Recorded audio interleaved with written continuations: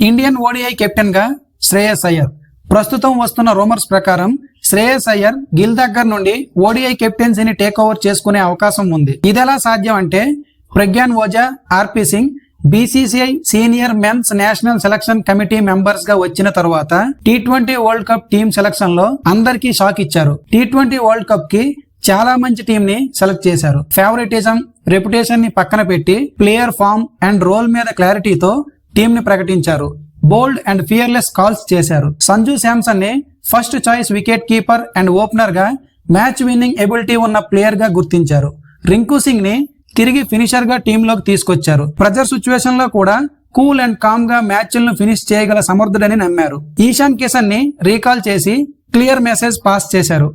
Domestic cricket కి and కన్సిస్టెన్సీకి value ఇస్తామని. Hype ని, స్టార్ పవర్ ని పక్కన పెట్టి intent, performance, team balance, role based selection కి ప్రయారిటీ ఇచ్చారు. గిల్ తో పోల్చుకుంటే అనుభవంలో గానీ, ఆటలో గానీ, కెప్టెన్సీలో గానీ Shreyas Iyer far better player.